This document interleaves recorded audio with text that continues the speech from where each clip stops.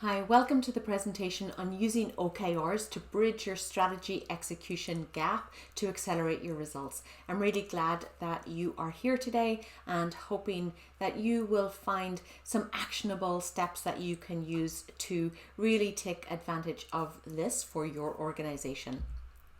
If we haven't met before, my name is Anne-Marie Curley. I own a management consulting company called Newgrange IT Consulting, and we're in our 11th year of business, helping clients to accelerate their ROI around projects and initiatives. Essentially, that means we either come in and help lead projects for clients, or we help them get projects off the ground. And sometimes we also come in to help project leaders and teams set up environments where they can be successful through training, through coaching, and through assessing their methodologies and how they work. So let's talk about why we're here. I'm often called in to rescue projects that are stuck or have gone off the rails. And these projects result in a lot of wasted budget, sunk costs that are not recoverable, and a lot of wasted time and effort across the team. And it can result in really stressed out, demotivated team members and really stressed out organizations overall. So we can get these projects back on the rails, but we much prefer to help an organization set up environments where their team can be successful from the get-go. And that's what we're here to talk about today. And by the way, this is a real photo of a train that went off the rails in the Netherlands in 2020. Unfortunately, only the driver was on board. And the train was saved by this art sculpture, which is aptly named Saved by the Whale's Tails, and the driver was able to get out unharmed, thankfully. So let's talk about why we're here. In my work with organizations and in my work training students from across a number of different professions, we see a very clear gap between strategy and execution. And some of these studies show that if a company is unable to execute 90% of its strategy in a given year, then it has a gap problem. And I would say that probably is the majority of companies. So there's generally a gap to some degree. And as we go through this, I want you to think about what your gap might be and how extensive that gap might be, and what we can do about closing that gap for your organization. And so according to HBR, about 95% of employees are unaware of or do not understand their company's strategy. That number is staggering to me. And the cost of this is running hundreds of millions and into billions of dollars. And the other statistic that HBR talks about here is that many CEOs and senior management teams really don't understand the work that their teams are doing across the board. And honestly, I can tell you that that's probably fairly accurate, because I see that in many of the organizations that I'm working with. People are busy, people are working really hard, but there's a disconnect between the executive team and the boots on the ground operating their projects and running their daily operations, and the executive team often don't understand how much it takes to get some of these projects done and some of this work done, and they don't really have any visibility into the work that the team is doing on a day-to-day basis and what their challenges and impediments are. So if you can't see it, then you can't measure it and you can't fix the problem, because you don't even know that there's a problem really. And so PMI, the Project Management Institute, every second year they publish a report called The Pulse of the Profession. And it talks about project success criteria and what causes projects to fail. And the primary cause of project failure is changes in an organization's priority. And you can see here that 41% of projects failed because of changes in priorities. And again, I see this with my clients and with the students that I teach. This constant shifting of priorities makes it really hard to nail down the scope of what you're trying to do and execute upon that in a focused and disciplined way. And that results in challenges when you're dealing with stakeholders, challenges with getting aligned on outcomes, and just a general inability to get the work done in the time frame that you thought you might get it done. And so there's a real cost to this. What we see is that organizations have way too many priorities. And when you have too many priorities, you actually have no priorities at all. And then add in all of the distraction around notifications, social media, just emails that come in, someone distracting you to ask you a question. We are just busy and getting distracted all the time. And as we're getting distracted and as we're trying to manage all of these different competing priorities, we're losing so much productive time to context switching. And some studies have shown that it takes an average of 23 minutes to regain focus after being disrupted. Like, that's massive, right? Most people don't know how to shift themselves back into a highly focused mode. And it takes time to learn how to do that. But even then, you're losing so much time because you're just shifting and context switching all the time. So a staggering number of hours being lost to just way too many priorities and way too much context switching and way too much disruption of focus. And then add to all of this, this period of change and unrest and disruption that we're in currently and the impacts of that. So lots of people are feeling quite burnt out. I think 2021, I've heard pretty much all of the news we hear about is people just being burnt out with their current situation and not able to just get through the work that they need to get through. So instead of trying to fix it, they're feeling very discouraged with their organization and looking to other organizations thinking the grass is greener over there. And really, in many cases, the grass isn't greener anywhere else, and you could maybe do better within the organization that you are within currently, but you need maybe a fresh approach, a fresh focus, and maybe a better discipline around how you are doing the work and making sure that the work is really important in order to stay. So according to the US Department of Labor, just in the second quarter alone, a total of 11 million people just quit their jobs. So people are not only dealing with way too many priorities and way too much work and context switching and disruption on their plate, but they're also dealing with people with institutional knowledge walking out the door and leaving them to then do their work as well. So that's resulting in even more burnout and even more slide and lack of productivity. And as I was looking into this, the other statistic that really surprised me was the cost of disengagement. And the number that really shocked me was this Gallup report that showed that only 15% of employees are 100% engaged in what they're doing. 100%. 15% of employees. So that means that 85% of employees are at some level of disengagement or checked outness, right? So some people are way on the far side of that and they're completely checked out and just coasting along, and other people are maybe just not being very disciplined in their approach to work and they're just coasting along day to day, and each day is a redo of the day past. And that is costing organizations over $350 billion, which is a massive amount of dollars left on the table in any market, but especially a market like this today. So let's talk about how we can solve some of these problems for our organizations and how we can bridge that gap between strategy and execution to really accelerate our progress. Gartner has an approach that I think is very interesting to look at. They talk about the 5 pillars of strategy execution. The first pillar being the formulation of that strategy. It was interesting to see that they say 83% of strategies can fail because of faulty assumptions. Now, to me, that tells me that these strategies are being developed behind closed doors with maybe executive teams, and they're not taken into the full organization's view into perspective, so that the assumptions are not being tested and vetted across the teams. So step 1, formulate your strategy, but make sure you've got the right people around the table and you're vetting it and obtaining feedback from people around the table. Step 2 is then to go deeper, take these objectives and go deeper with them and lay out a plan to achieve the objectives. So step 2 is planning the objectives, taking this high level objectives and bringing in the details around how you're going to execute to achieve that objective. And what's interesting here is that 67% of key functions, business units, are not aligned in the execution of the strategy.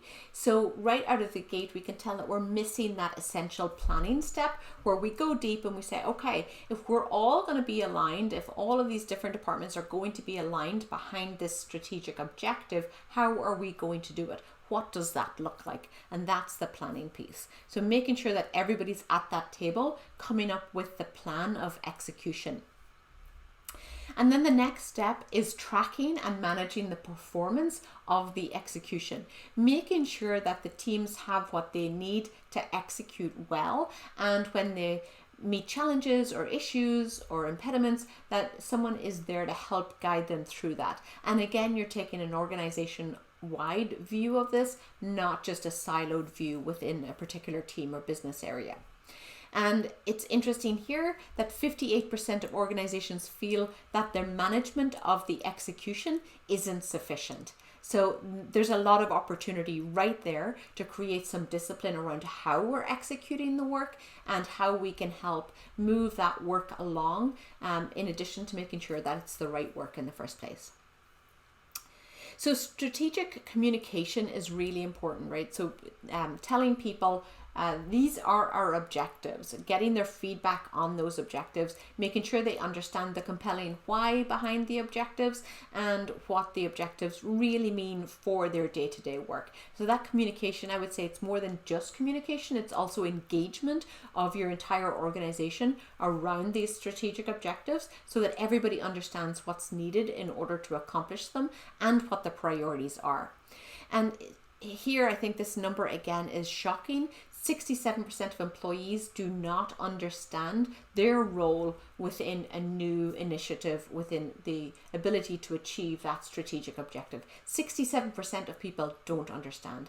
And the other statistic that I read as I was going through this research is that 2.6 billion emails are sent daily, and only 24% of those are actually opened and read. So if you are communicating your strategy via email and it's sort of this fire and forget mode and there's no real engagement around the strategy communication, then most of that's going to fall on deaf ears. People aren't going to see it. They're too busy. Even if they open the email, they're probably not really consuming it, and they might be making their own assumptions around it. So thinking about the engagement piece, not just the communication, but also how you're going to engage people in coming up with the details around how you're going to execute on your strategy is really important. And then Gartner's last pillar is organizational capacity, really thinking about what capacity the organization has to take on new work and how you can help improve that. And what's interesting here is that Gartner says that organizations that can really look at capacity and align capacity around the right priorities, doing the right work at the right time, can unleash an untapped 77% of that capacity and improve their productivity by 77%. That's a massive improvement in profitability and productivity based on really putting your organization's capacity behind the right priority for your organization. So when we look at this, we're looking at how do we take all of this information and create an environment where our teams can be successful. And in my webinars, I often talk about bridging the gap between strategy and execution with leadership. And so strategy is all about being clear, setting clear direction for the team, and execution is all about effectiveness in our execution of those priorities. And leadership is required to align both of those, right? To really bridge that gap, make sure that all of our teams are aligned behind the right priority and we're all working together to get the job done. And that requires engagement and collaboration, not just communication. And so we have to focus on really building the teams around the initiatives that are important, creating the climate and the culture on those teams for people to come together and collaborate, and then having the scaffolding to support the teams around the discipline on how they're executing, and making sure that we're removing or minimizing as many competing priorities as possible to allow the teams to focus on the work that's really important for our organization. So let's talk about OKRs. I'm going to give you an overview of what OKRs are. If you are new to OKRs, that might be really helpful to set some context. And if you already have heard about them, maybe it will give you a refresher on some of this. And then I've set up a process template for you that you can download. I'm going to walk through and give you a demo of that. So OKRs stands for Objectives and Key Results, and they provide clarity around what work is important and focused execution. So when we have clarity around the priority that's really important, we can create accountability around that, and then we can drive momentum in our organization to execute on that. And when we have communication and engagement, we are then also driving alignment across our organization. And OKRs help set us up for success across these areas. So this is a framework that was originally deployed at Intel and then was leveraged by Google and Netflix and Adobe and lots of other organizations. And there's a great book by John Doerr, What Matters Most, and they've also set up a website, whatmatters.com, where there's a lot of blogs, a lot of tools and templates that you can download to get more informed around the background and some case studies and examples of OKRs. So the benefits are what's called facts. So the ability to focus, the ability to create alignment for your organization, being able to have that commitment from your teams around the execution, the ability to see and track progress, and the ability to have some stretch goals and really try to have the team be creative and innovative around these aspirational goals. So an objective is something that is very sort of strategic. So here's an example: achieve fiscal sustainability. And then the key results are very targeted, metric-driven results that when you achieve them, you are going to know absolutely that you've achieved that, right? It's got some hard numbers associated with it. So reduce the general fund by this amount, produce this by this date. Some very targeted information. So the anatomy of an OKR, it has the objectives, you then have these key results, and you have initiatives or projects that you do to execute on the key results. Normally you have one objective, and an objective might have 3 to 5 key results for a given quarter. So you're not trying to create this laundry list of objectives. You actually want less is more, right? You want to have less objective, less key results, and the ability to execute upon those. At the same time, you've got to balance your ability to accomplish those key results with your ability to stretch an organization. So you've got to think through that as part of your team. So the objectives are really what we're trying to do, and the key result is how we are going to execute that. And here's an example from Intuit: build an emergency fund. That's the objective. And the key results here, you can see: devise a realistic plan for balancing debt, start transferring money and increase it by X% each month. So you'd actually have the percent metric in there. Decrease non-essential spending by this value per month. So really putting some hard metrics in there that you can have as a benchmark and you can track your progression towards. Now, I personally think that this first example isn't a great example because it doesn't have any hard metrics in there. So what is a realistic plan? A realistic plan is open to interpretation and open to assumptions. So I think that needs to have some better clarity around what a realistic plan means. And so it's either a plan with, we're going to accomplish this by this date, or we're going to accomplish that. Just really, really clear metrics that, again, you can come take a look at it and say, well, are we done yet? Did we make it? How far off are we? And that's what you're really driving towards. The other aspect about OKRs is the process around how to set them. And so there's an annual process of setting your strategic objectives, which hopefully you're doing for your organization anyway. If you're doing them for your organization but not necessarily engaging your teams, then I think there's an opportunity to engage your teams in that conversation and make sure that they're involved in the priority setting. So we set our strategic objectives annually, and then we set our OKRs for each quarter. So we say we've got our annual strategic objectives. Here's what we're trying to achieve this quarter. Here's the key objectives and here's the key results that we want to achieve for this given quarter. You run through the quarter, engage your teams as you're executing on those, and at the end of the quarter, conduct a retrospective, see what's working well, and then set up your objectives and key results for the subsequent quarter.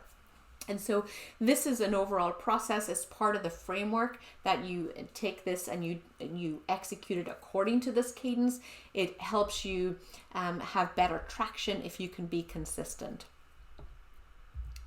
So I set up an OKR template for you to grab and download. You can scan this QR code and it will take you to the Pi store, and you can download it, and then you can also set up a free account on the Pi store in order to execute it. So I'm going to jump in there right now and give you a demo of this Pi, and then we'll come back and talk about how you would then roll it out to your organization.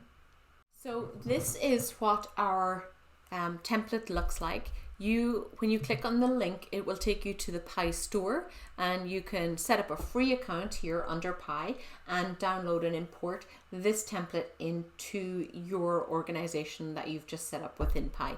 Pi, if you are not familiar with it, is a project management tool. It is very easy to use. It blends templates along with the execution, and within your template you can document your knowledge on how do you do something, your what you need to do, all of the tasks, and then the overall context of how you would execute it. And Pi is also very unique, and it helps you blend Kanban boards, more process driven steps, and you'll see that in the example that I have here today. So this is the template that I created that's available for you in the store. We have each one of these areas here are slices, which you can consider as different phases of a project, for example. So in the setup phase, we've got some information here to help you get established with OKRs for your organization. And so this steps you through the sequence that you would do this in. So the first is really coming together with your executive team and thinking about what your business case is for OKRs for your organization. What are you doing today from a strategic planning perspective? Where might OKRs add value, and how might you want to roll those out to your organization, and having some conversations around that. So you can see here each one of these steps has knowledge on how to do this baked into the steps, along with some questions that you might want to ask and to help you facilitate that meeting. So then each November, December, you would go through an annual planning process with your executive team. And here I include some background around how you do this, some resources that you can click into and read about as you go through your annual process, and some steps that you would go through. So you set your strategic objectives for the year, and then you come back in here and you set your quarterly objectives. You then work with your team to set your key results for those objectives, and then you manage those through the quarter, and at the end of the quarter you conduct the retrospective and get your feedback, and then set up your objectives for the next quarter. And when you're using, if you're using Pi for your projects, and even if you're using other tools for your project, what you would want to do is actually take your strategic objectives and actually link that right into your project. And if you're using Pi, there's some details in here around how you would do that. And essentially, if you take that extra step, then you could come into a dashboard and be able to filter by your objective and see all of the work that your organization is executing for that objective and what the status of that work is. And that becomes a very powerful tool for your organization to be able to use. So annual planning steps through what you would do as an annual planning, how to create your mission, how to define your mission, how to define your overall company OKRs or your objectives, and then how to think about how you're going to roll this out for your organization. So again, think about where your starting point is for your organization and what the behaviors are that you are going to want to shift them into, and how do you roll that out. Can you take an MVP, a minimal viable product approach, prototyping approach?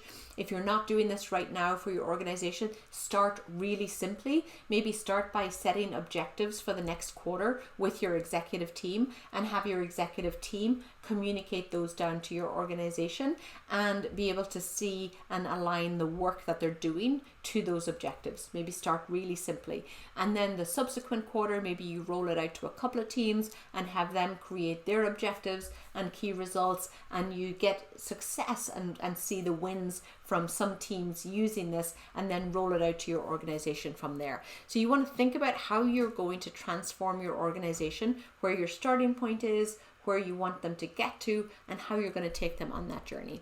And there's some details in here around what you need to think about as you're working through this that can help you really think about that engagement plan for your organization.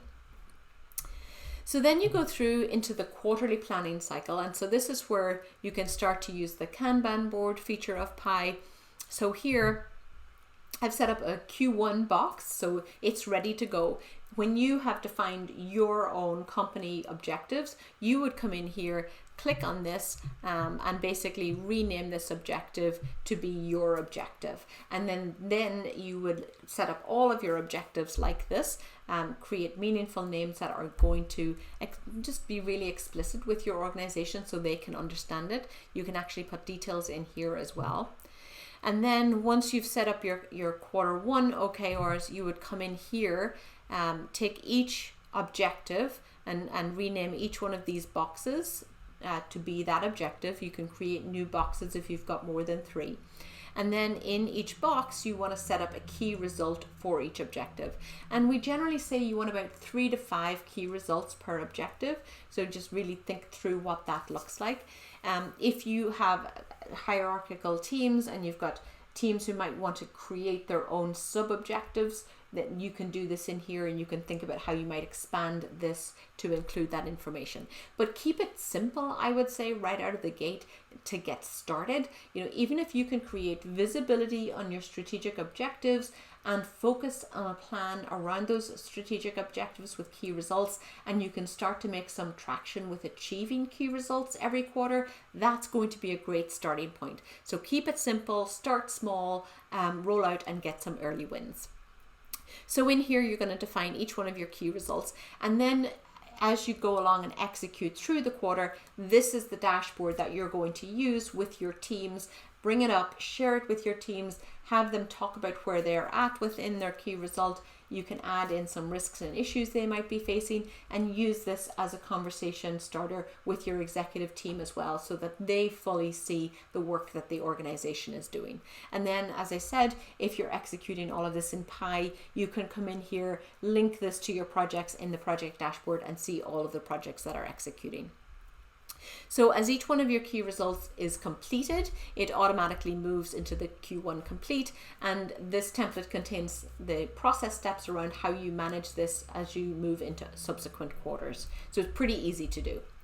And then finally, per every quarter, you'll want to come in and do a retrospective with your team. Again, try to keep this as simple as possible. You really want to have a conversation if you can. There's different tools that you can use to collect feedback from the team. I've got some examples in here that you can take a look at, and then just assess your results, assess your feedback, and then work with your team to lay out what your key results might look like for the next quarter, and then start planning the next quarter, plug that in, and then keep going basically. So let me share just a quick example with you here. I've been working through this process. This is where I started. I read the book by John Doerr a couple of weeks ago. I've used OKRs in the past, but I'd sort of fallen off and forgotten about them for 2021. This is a good time to start thinking about what this looks like for 2022. So I've been going through this exercise myself and starting to build these. And so you can see I've sort of filled in some information here. Some of it's in progress. I've gone through some of my annual planning, really thinking through what my mission is and why I'm here and what I'm trying to do. So I've put in some of my information in here. And I've been going through some of my quarterly planning. And so one example here for you to see, is, I've decided I want to actually take some of the material that I've put together and created over the last decade in business and through all of my time managing project teams, and put it together in frameworks that actually help people be successful. So I'm taking my 6 pillars framework and going to put that in a book that I'll be launching in 2022. And now I've said it publicly, so now I have to do it, right? Again, that's my way of holding myself accountable. So here, this is my objective. Pretty simple: write and publish a book in 2022. So I'm not just writing it, I'm also going to publish it. And in here, I've got this is my objective right here: write and publish a book. And here's my key results. And I've created a little bit more than 5, but some of these will move to Q2. So this is probably going to be a Q1, Q2 initiative, and maybe into Q3. But here, so my objective, very clearly, write 1,000 words per day for the next 12 weeks, per weekday. I'm going to give myself the weekends off. I did write 1,000 words today, so day 1 has gotten off to a roaring start. But what I want to do is create this daily habit where I'm writing for 1 hour every day. So I'm building daily habits, and incremental progress is achieved through daily habits and daily discipline. And here, my numbers, it has to have at least 40,000 words. I actually don't want to have it to be a very verbose book. I want it to be really actionable and easy for people to digest in their busy schedules and take real action on. So I'm going to create actionable templates that people can use. So that's part of my key results as well. Have a launch plan. I'm going to have the launch plan later in January. That's my plan. And then publish the book in Q3. So you can see, and if you're following me, you'll be able to see if I actually hold to these. But this is a good example of an objective and key results, and this is going to help me just keep myself honest as I'm working through this in 2022. So I've got some more work to do to create the rest of my objectives here, and I really want to think through what that looks like. I've got some project work going on, some client work going on. So I will build this out over the next couple of weeks and then communicate it with my team, and then move on into 22 with a plan in place that has a chance of succeeding because it's actually written down, it's actionable, and I've thought through it, right? Those are the key pieces to make it really successful. Okay, so let's pop back out of here and into the presentation. So take a look, scan this QR code, download the template, and let me know what you think about that, and just reach out if you have questions. So as we recap, organizations achieve their mission through their projects, and projects are just essential to the organization's success. So the more we can do to create alignment between the work that our organization really needs us to do, the strategy, and the work that we're doing every single day, the execution, the more we can create alignment there, the more successful we will be as an organization. And then the more accomplished our teams will feel, and the more engaged our teams will feel. And that is something that can really help inoculate us against this great resignation and this mass exodus from organizations.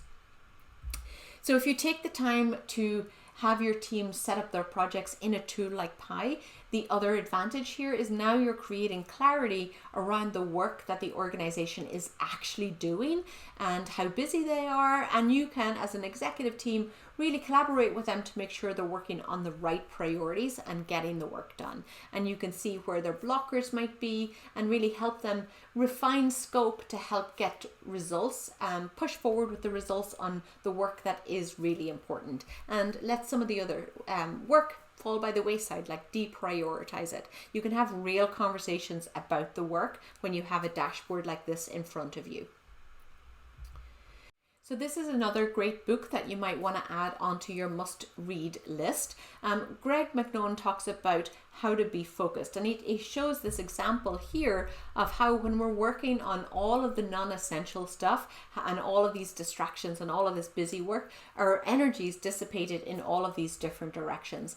And if we are able to create disciplined focus around a number one key priority, and we stack that energy on top of each other, you can see how that can propel us forward. So this is a great analogy for really thinking about our top priorities and thinking about how we mobilize prioritize an organization behind our top priorities and focus in with discipline, ignoring all of the distractions and being really disciplined about how we execute there. And I want you to think about how that could accelerate your organization forward to achieve their objectives.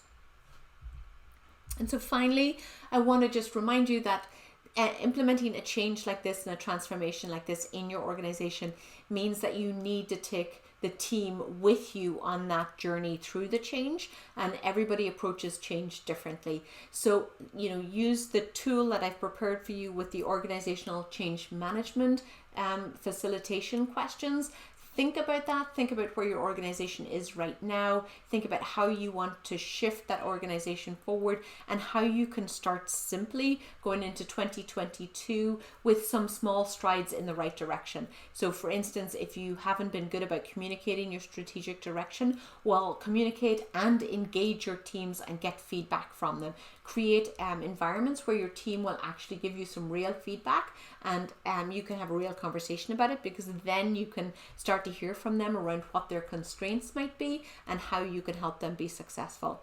If you don't have a strategic objectives that are written down, this is a great time to write them down. So maybe think about taking the next 90 days to put your objectives in place and get them communicated out and foster communication around that. Or create a small focus group or a small program that you want to roll this out and test it with for your organization. There are many different ways to go at this. It doesn't have to be a boil the ocean massive initiative that's going to take months and months of manpower. You actually want the exact opposite. You want to start it really simply, start small, make daily strides towards really moving your organization in this right direction, but start it from a place of being thoughtful around where you are right now and where the biggest pain point is for your organization right now.